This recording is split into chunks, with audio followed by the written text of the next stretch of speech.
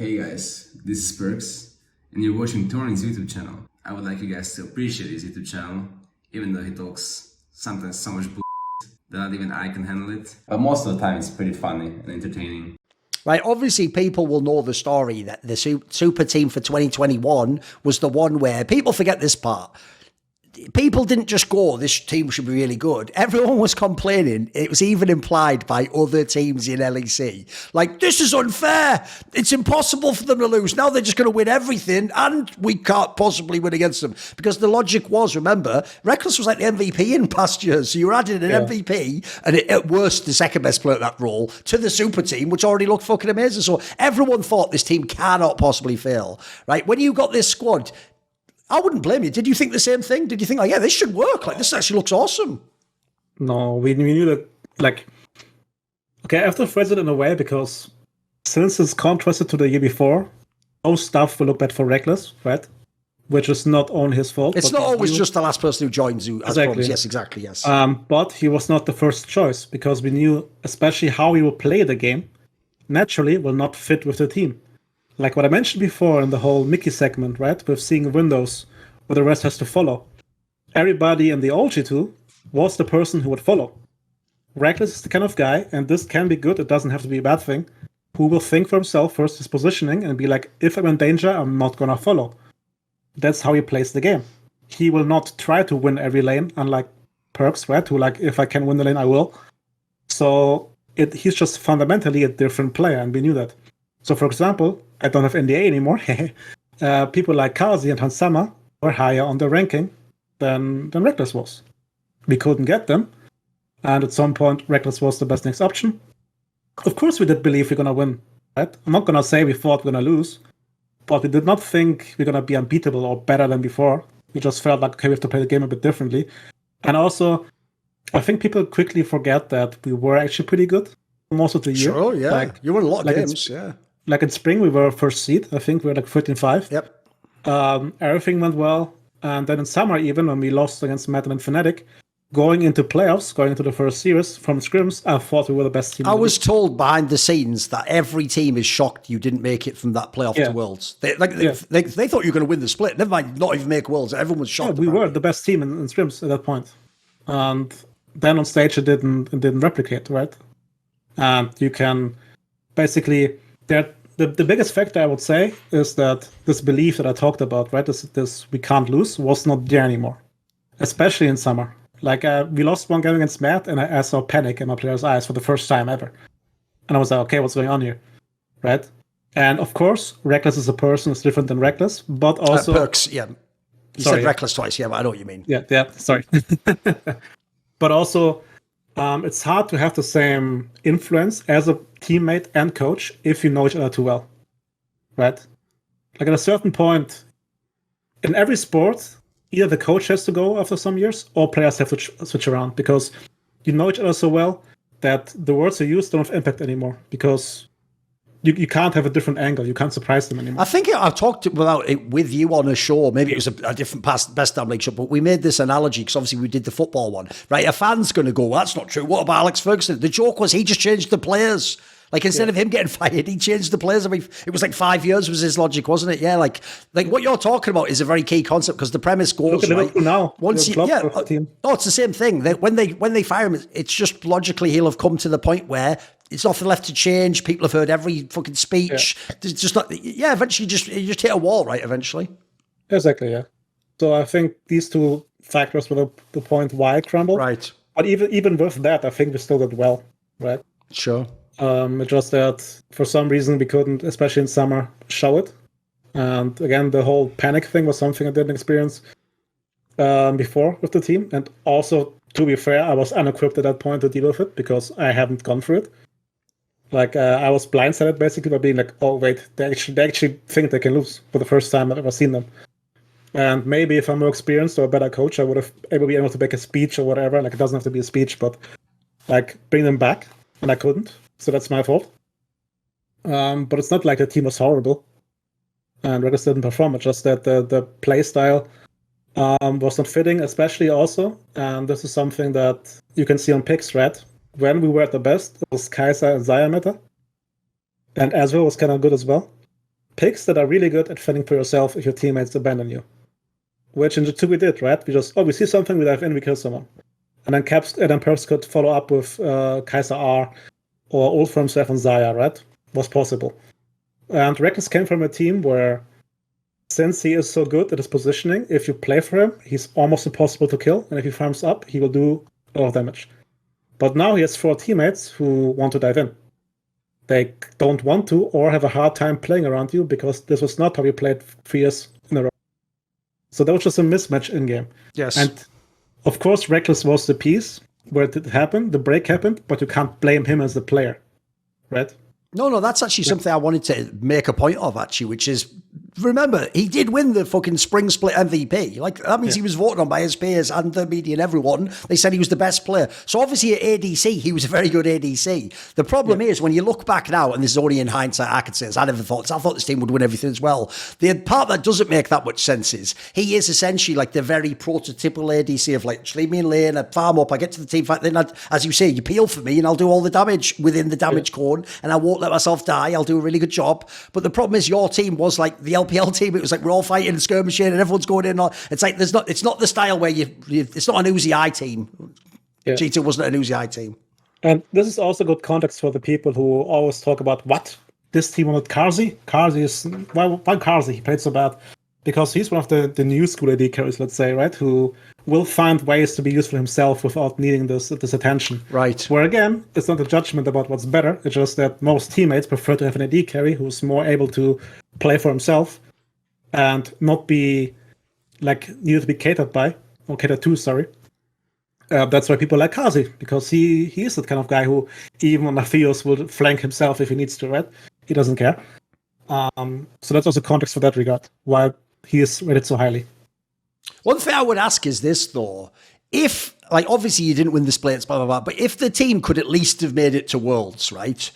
Do you think actually it would have done well at Worlds? Would this potentially have made it not a whole failure? Would maybe most of the players have remained? Would you have remained? Do you think it changed everything if you go to Worlds? So for remaining, no. Because I also felt already a change was needed. And, okay, how deep do I want to go into this? Because I'm opening a whole box things that can be bad. Okay, I have no NDA anymore. Basically, there's a policy with most companies, right, and sports as well. They don't want to have you on a 1-year contract because by the end you can leave for free. You are monetary value for them, which is fair. That means we had offers as a team. Oh, okay, actually, by the way, this is something as a context as well, which will not be the only reason we lost in spring. But as an org, don't start negotiations in the middle of playoffs, please. Because that's what happened. And Caps and Nick especially were extremely tilted by it. Oh, because word got back to the players. No, the org was talking to players, to everybody. Oh, right. They were negotiating with them during the whole team. Right. The whole team. Wow. And again, which is really bad, is basically you get a pistol on your head to say, you don't sign, we're going to sell you. In the middle of playoffs, which is something nobody appreciates. So that happened, and which is not an excuse for losing playoffs, but as an org, doesn't help. But for example, Mickey, Wonder, myself, and Duff declined the offer, right? Jankos as well. But then after Rekkles got kicked, they needed someone who carry the brand. So I think that's also why Jankos was a special case. So it means even in April, before playoffs, we said we don't want to sign now. We can talk afterwards because this is bullshit to do it right now. Which also means that Wonder, Mickey, Duff and me were prepared to go. And as I mentioned before, as a coach, I could see it. I could see that I don't have the impact anymore on my players because we're for the 4th year, like Wonder and Jankos 4 years, Caps, Mickey 3 years, right, going into it. So I felt like a change could be needed at some point. Of course, then with not going Worlds, it made it really easy for parties, especially for G2, to then say, you're out. And then even easier if you have an NDA from the org, that the owner comes out and says, we kicked them. Which is not the entire truth, right? Like clever to make an AMA and then curate the questions that come in. Okay, now I'm getting salty a bit. I have to stop good. We'll talk in that topic. At Worlds, I think we would have done fine because again, going into playoffs, we were good. I felt we could have done some damage. So I think realistically, we could have out of groups for sure. If we would have kept the same level like in scrims, right, which is always a big if. But I wouldn't say this was the roster that could win Worlds at that point because again, even if you ignore the whole Rekkles topic, and of course he's the biggest topic because he's the new player, the interactions between, let's say, Wanda and Jankos and Caps, Wanda and Caps kind of got stale, right? Because again, you got through everything already. You discussed every topic a million times. So this whole, like, you need conflict in a team, basically, right? To grow. And Rekkles, for example, doesn't bring conflict. And at that point, I think Jankos and me tried at some points, but again, like, if the players know you, there's no conflict to bring. And conflict doesn't mean to shit talk each other, it just means to create an idea or to bring something new in, right? I mean, I know that people describe it often, it's like a tension. You need like some tension, right? As you're saying, if you really know the guy too well, you went through everything. If you did some of the tricks he did in the first few years, like, it wouldn't matter if the person was like, I'm really mad about this. Like, no, you're not. You just, it doesn't fucking matter, does it? Yeah, Like, you know me, exactly. Yeah. Also, by the way, if people want to know some of the, like, he didn't go super ham, but he gave some revealing comments on the Best Damn League show, which I'll link in the description, where we talked about the Rekkles topic anyway. So we won't go super deep on that one. It's not a big exposure in that regard. But there are some more G2 questions I have, which go like this. One thing I remember talking to you behind the scenes about after 2019 is, even though, as you say, they wanted all the players locked up so they could always sell someone. By the way, it's a very smart move. They've made a lot of fucking money off those players. A lot of them they got as free agents. Like, that's just great business. But one thing that people might not know is G2 didn't ever buy into the hype. Like, they didn't just, like, after that 2019 year, a lot of people might come and be like, right, let's get this GrabbZ guy like a fucking 5-year contract. Like, he's definitely the guy for us. Look at all the success. I remember asking you, like, you implied to me that if 2020 didn't go well, you didn't win, they might have just fired you and be like, that's it. So you bring someone else in. Was there that pressure to still essentially have to win? Not really pressure. It's like more, again, like, I am very secure about my skill set. Like, I know what I can bring, and I also know how business works, right? So for me, it is just the best move they could have done if it doesn't go well, because the players are really fucking good. Tension needs to be brought in. So let's get the coach, where it's always, especially in esports, it's hard to judge how good a coach is, right? Even for the org. The fact that I survived with Perks in the org so long means I did something good, because else I would not be in the org. Like, Perks would instantly kick me. But peer pressure, no, not really. I won't say that. But it's again the ego talking, right? That I said everyone in G2 has. I have a big ego as well, so I just felt like, if they do it, they don't know what they're doing, so I don't care, really. But now that Dylan Falco was a really fucking good coach as well, so at least they replaced me with a really good coach as well. I inferred it on the Best Damn League show, but I did it in that way where people can think I'm just being cheeky and saying it. But one of the things that might surprise people is, because they're trying to do good business in G2, they're not like one of those orgs that, like, these mad ones where you hear like Team Liquid, where they were like, you know what, Hans Sama, just keep the rest of the money and actually you're just free from the contract. You can just go like, what? Like, G2 would never do that. So along these lines, right, it might shock people to know GrabbZ wasn't on some like god tier fucking salary when he was winning MSI and going to every world semi and winning all the, like, there's people I've heard have been paid a lot more. So like, I made the joke there that like sports, you sort of get paid for what you did in the past. So my joke is like, BDS was sort of your deal to get paid for being that good in G2. What do you think on that angle? Because that's the one downside, right? If you're a coach, as much as you're sharing the results and all this, it's the players that are becoming millionaires, and they're the ones having this crazy. Like, as a coach, like, that's why if then the fans don't even give you the props, it's sort of like, what the fuck? Like, I'm almost doing this out of love for the game. Not totally, but it's not. It wasn't NA money, put it that way. No, of course, like, money's important, right? It could be a short career. Like, I'm right now still in a contract, but it's over in November, and if no team wants me, then not everything I did was useless, but I should have kept studying at that point, right? Like, I have to keep working in a way. So in that regard, there's pressure. But, I mean, it's just reality, right? As I said before, especially almost no org has... Actually, the other way around. Not every org has someone who can judge coaches correctly. They lack the game knowledge. And therefore they can't value a coach, really. And of course, like, me having the titles made my position in the market really strong. Now after this year, it's way weaker, which is fair. That's just a business.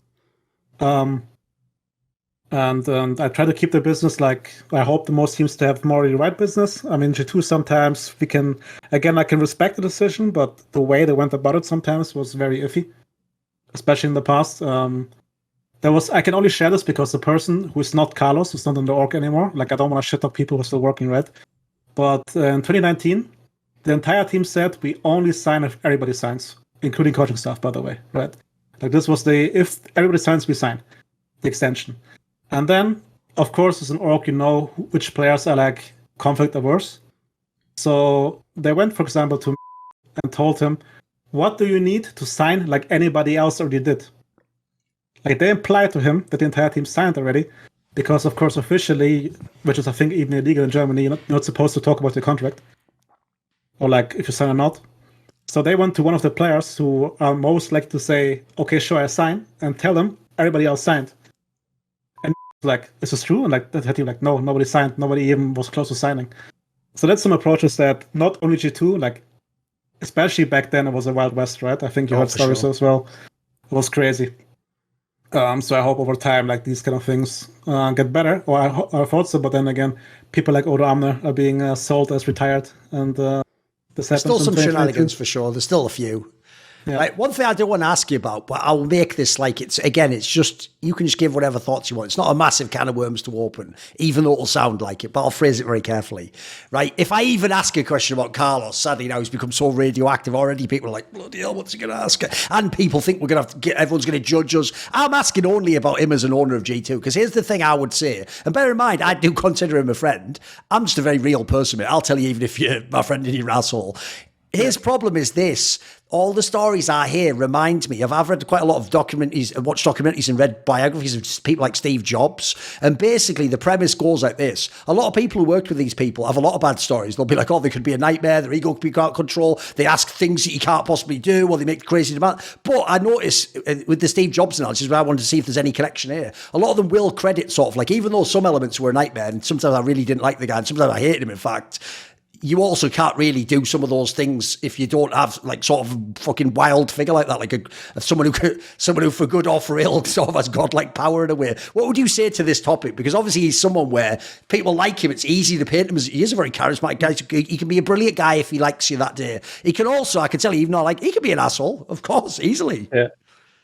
Hard for me to judge because I think League was his golden child, so he was very timid with the entire team. Like he actually, his persona, or like the way he is, did not shine through at all in the team. Like he was very small. And if he came to bring coffee, guys need cake. He was really quiet. He was really nice in that regard, right? And again, like I don't like this guy. Like we had mutual respect as workers, which I think is good enough. And I have to say that he was committed to the growth of G2. Like 100%. And this is something that, as much as he could have been an asshole without saying too much, that was very clear. So if I told him, if you do 100 handstand push-ups, we gotta win worlds, he would have done them in that second, right? No questions asked, he would do it. Like he was that committed to the team, and in his own way wanted to make sure that there's growth. I think the people really suffering were the people in the background, like the staff that is not the main league staff, but like content people, etc. Like I heard, like it was way harsher there, but we were lucky to be in a privileged position where if he came, it was more in a more, let's say, supportive position. I think the only times I really argued with him were in 2018, where of course, like especially after not winning, I got like a fucking 5-page long message from dog shit in my job. Okay, but I mean, I stayed in the team, right? So sure. He's a Spanish person, and they tend to be more super fiery, yeah, of course. Yeah, exactly. And they apologize afterwards. It's fine. Yeah, again, I don't care about the stuff. But again, as a boss, for me myself, besides some contract shenanigans to the team, I can't complain too much. Of course, the persona he brought out and the stuff to other people he did, I'm aware of, which I can't share. I don't want to share because it's their things to tell, not mine. Sure. Yeah, I can't speak of this, but he was really committed to winning. And it's in the same way, as I said, players have to be committed to winning as well. Like he had that drive, right? Which probably led to him doing stuff that I think is morally wrong, but it came from wanting to win. Which ultimately, in a way, I have to respect because I said this is the most important part about the team culture, right? Sure. So it's a bit different. No, it's a very complicated topic, mate. Don't worry. Yeah. Yes. So like again, like I would not know. I mean, I for sure would not do the same things as him, but I wouldn't know the lengths I would go as a CEO, like he did, to make us winning, right? Yes. It's always easy to say right now, like I wouldn't do X and Y, but would I? I don't know. Yes. All I'll say sometimes- is this. Based on the stories I've heard, he is the person where if you were going to make like an esports movie, it would just be like the movie about him as the boss of G2, because you could, like, the actor who plays him could have so much fun with all the crazy shit, like, and it would just be, it would be like some, you know, like the fucking Social Network level of like, what the fuck, that really happened? Like, I've heard some mad stories, man. Without flaming too much, like, he is cuckoo. He is a bit crazy in the head. He is. Yes. For sure. And I don't think he will declare it himself. No, you probably believe, yeah. Yeah. He will be proud of it. He will be like, yeah, I'm the crazy motherfucker. Yes. Right, what about again, this? I intentionally didn't want to go too much into the BDS stuff because, one, you're still in the org and no one knows what happens yet, and then two, it's just too close. Like, you can't give all the secret sauce, etc. But what I did want to ask was this: even though to a fan they think the opposite because they just look, did you win the trophy, and they think that means you're the best coach, right? The joke is, I actually think that first year with BDS proves you are a good coach because, spoiler, remember, I'm not in the org. I don't have to be nice to anyone. I didn't think most of those players were that good, mate. I thought a lot of them like struggled, clearly had issues, weren't as good as in the RLs, or just didn't work at their position, or were champion limited. There's a lot of problems I thought with that team. But the one thing I actually was very impressed with is the amount of times it actually looked like you did get an edge on a team in draft, or the beginning of the game, the way the team played looked like they were set up like this is what they're probably going to path this way, and we're going to do. Like, it looked like a lot of the setup was good because, like I said on Best Damn League Show, when people go back, man, that team was leading in a lot of games for a team where, remember, not a single person was being fucking all LEC.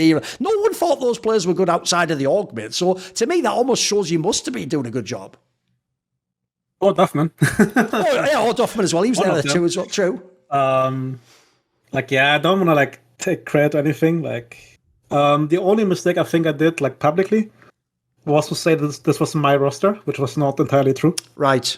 Of course, I did hear there were a lot of different names. Like, if people don't know, I've heard that was a team that actually had a massive board of a billion fucking names, and they had a lot of money. People don't know that. They were trying to go for all sorts of different names, right? Yeah, exactly. So it's basically I greenlit every move, but it's not like I was after every move. Right. It wasn't like your first choice, which is what it sounds like. It's like you put this team together, right? But it's my fault because I said it, because I felt like this was good for young players to hear that they get like the confidence, right?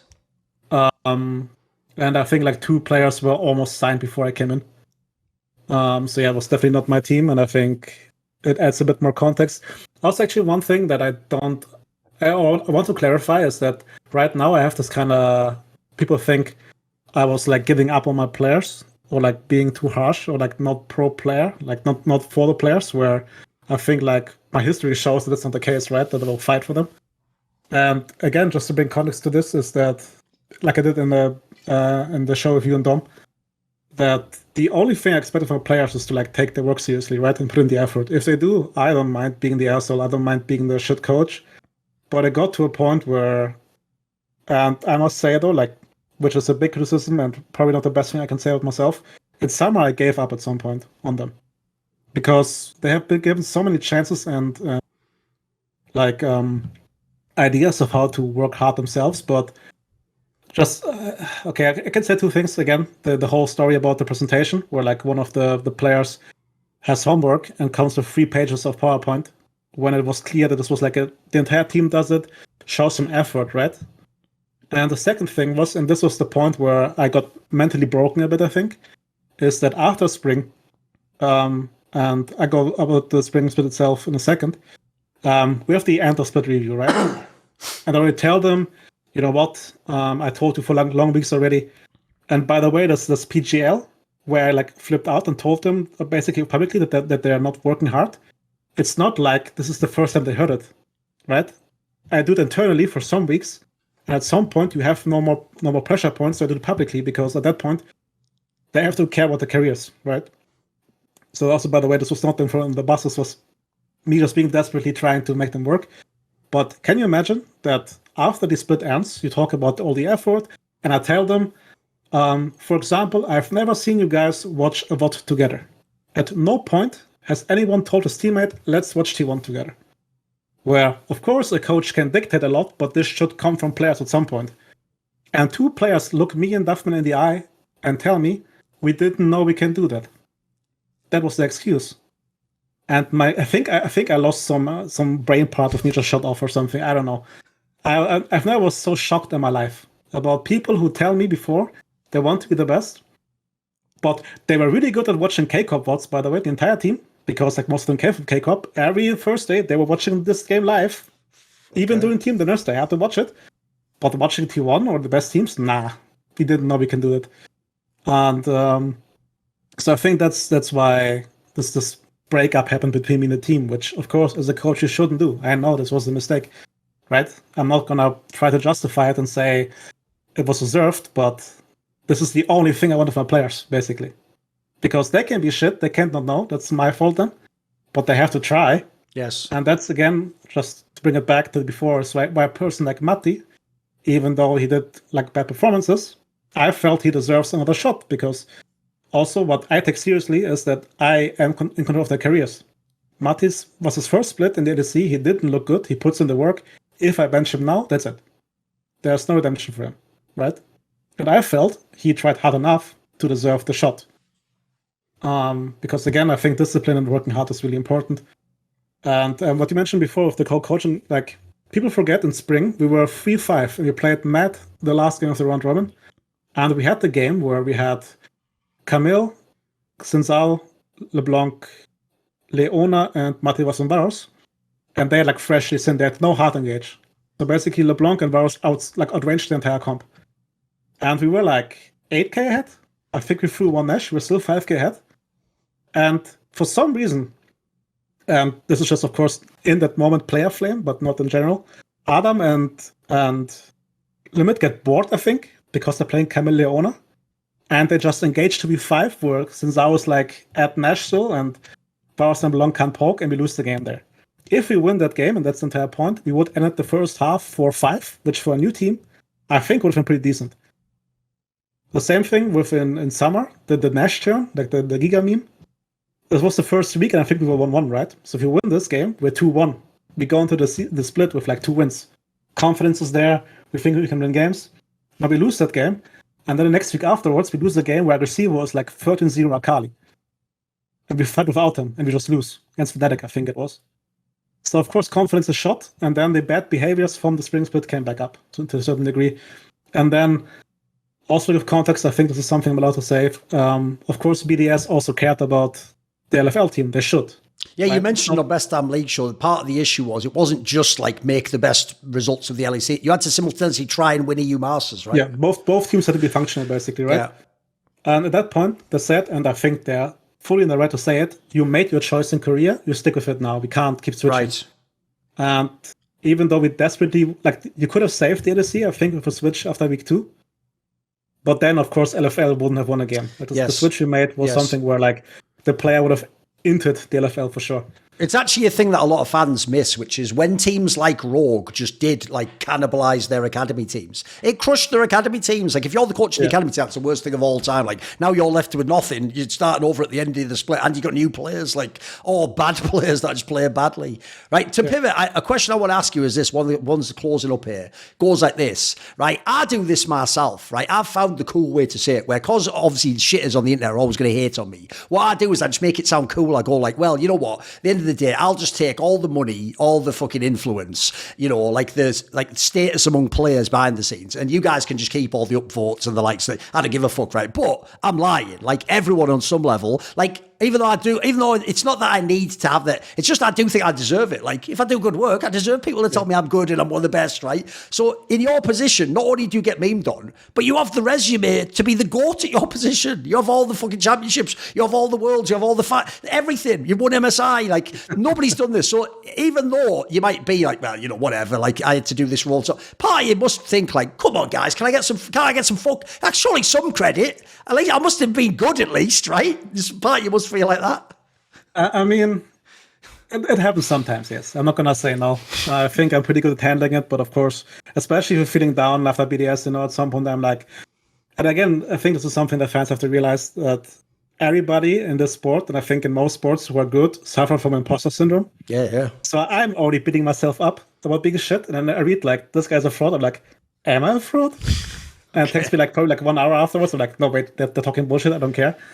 But there are certain moments where it gets to you, right? And I would like also really important, and this goes back to like what happened to Fnatic, for example, right?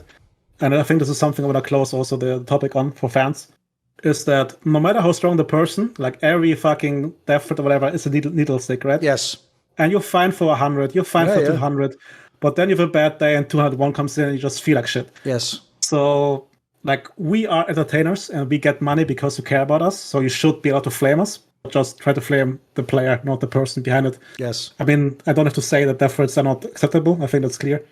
But even if you flame the player, just try to keep it actually from his gameplay. That's fine. Don't attack them personally because in their way they're trying the hardest. And no matter how hard, like strong they should be or how much money they earn, which is the biggest bullshit argument anyways, it will get to them. Yes. And eventually, if not now, one day. Yeah, exactly. And the validation, though, I mean, you know it as well, I still have like a good name in the scene. Like people in the know don't think I'm that bad, I think. So this gives me confidence as well.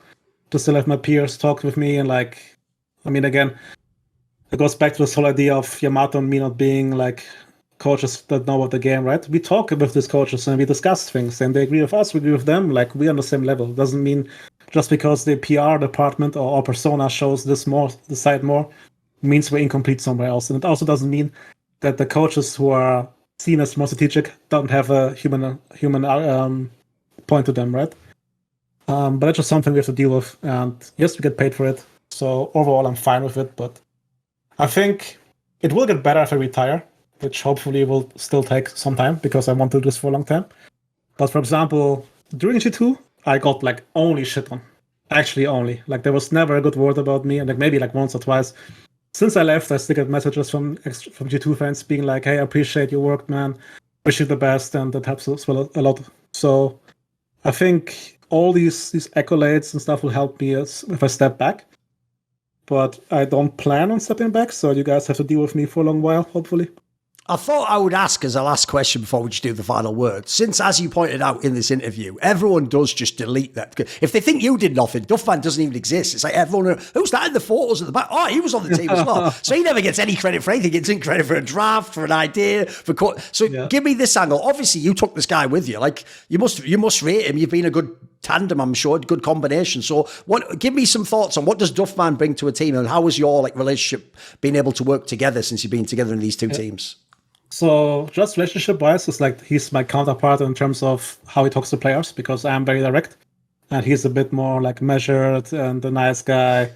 So like, let's say if a player like Mickey, who's a bit more sensitive in terms of critique, it's sometimes better that Duffman does it, right? But that's a thing that's normal that you split up personalities and coaching stuff, so you cover everything. But he, by far, I think easily is the best analyst in the West. I don't think it comes close from what I've seen. And also it's because analysts usually are the ones who bring data in, right? But he basically acts as a coach, assistant coach, and analyst at the same time. That means he builds tools from the ground up, like programs themselves, and gives me the data already cleared from all biases because he understands the game on that level. Right. It's not just raw input and you have to do it all yourself. Yeah, for example, let's imagine you bring a guy from uni who's like insane at programming, right? And he builds you a tool. I would have to tell him, this is useless, this is good, this I need. From Duff, I get the good stuff instantly because he knows the game on that level. And if he wanted to be, he would be easily head coach level LEC. It's not like I have no doubt in my mind. He might be a bit too timid, like Freddy, like he would be a bit too shy maybe to be it. But from knowledge-wise, he would fit. I have no doubt in my mind, and I mean, we're good friends. We bounce ideas back and forth. So I have nothing but praise for that guy. And I think as well, like if people in the scene also know, like he has insane value. And I'm happy to have him. He for sure carried me sometimes. So as you said, right, if I don't get praised, this poor guy. I know. Like he gets less praise than me and has higher imposter syndrome than me. Like exactly. Yes. True. Like so yeah, like give him some love as well if you want on Twitter, guys. He deserves it. Like he was a really big part of the G2 success the last years, and I hope to have another chance with him on a different org. Right at the end of this interview, do you have a final message or someone you want to thank or say hello to? Oh, I mean, thanks to everybody who had interest in my way in esports. You don't have to be a fan, you can be a hater, but again, like basically you guys loving the game like I do pays the bills. And I hope that we can provide the entertainment still for the future as to make the scene grow or stay relevant because, I mean, I love the game, you guys love the game. Thorin sometimes loves the game, sometimes hates it, depending on who wins. Indeed. So thanks for all of you for sharing this passion with me and with all of the players. Yeah, danke schön. Again.